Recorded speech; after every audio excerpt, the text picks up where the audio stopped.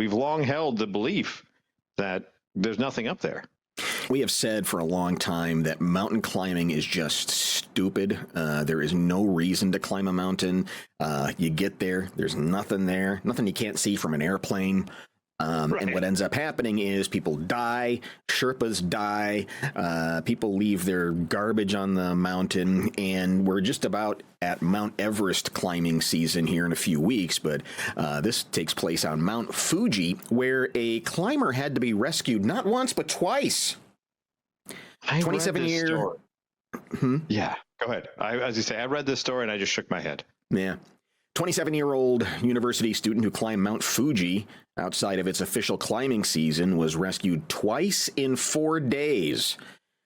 Apparently on the first trip, he had to be rescued, and then he said, oh, wait a minute, I left my phone up there. And so he went back and got his phone, but while he was getting his phone, had to be rescued again. They had to send a helicopter there, which sits about 9,800 feet above sea level. He was unable to descend the trail after he lost his crampons. Do we know what that is? Oh, it's a spike device that's attached to the bottom of climbing shoes. Okay. I read that as well. I thought, what is your crampon? I assumed it was some type of shoe, but I didn't know it was that important in going up and down Mount Fuji. First of all, it's climbing. See, like the trail was closed. Yeah. So you shouldn't have been up there in the first place. Yeah. All right. Secondly, I'm sure they have a lost and found. You can't be the first dope not to make it back down the mountain, or you could have called ahead.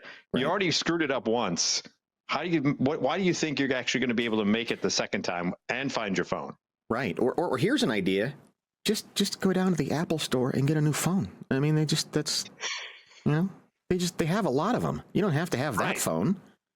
Well, I mean, all my contacts are in there, Johnny. That's all backed up on the cloud. What do you know about phones?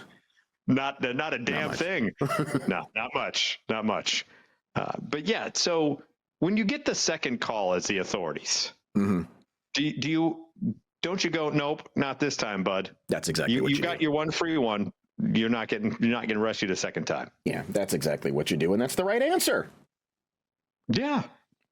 So they rescued him, and then he went back to the mountain to retrieve his belongings that he left behind, including his phone. He was then rescued again on Saturday after suffering altitude sickness, but is now out of danger. Due to harsh conditions, people are discouraged from climbing Mount Fuji outside the official climbing season. That doesn't actually begin until July. Man, I mean, he's breaking all the rules. Yeah, he is. He shouldn't have been up there in the first place, and I still can't wrap my head around going back for your phone. It's the same people who, like, when they drop it in a sewer and they end up down like in the sewer system, or it's in a toilet or whatever, or they drop it off a cliff at the Grand Canyon and they fall in. It's like, I know it's kind of natural selection, but dude, just let the phone go.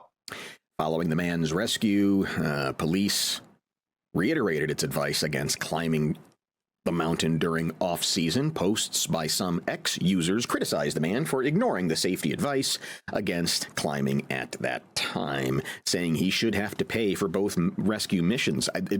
Is that an option that you can't pay? I mean, yeah, you got to pay.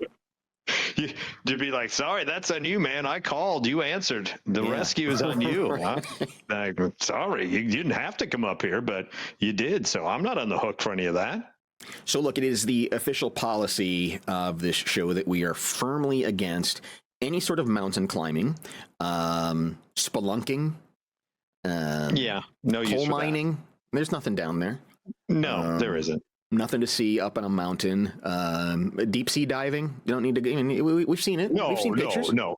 Yeah, we've seen pictures. You can send. Here's the thing: we have the technology. You can send drones up a mountain, and then they can see it. And you can send immersibles without people down to the bottom, and you're fine. I mean, we don't need to be involved.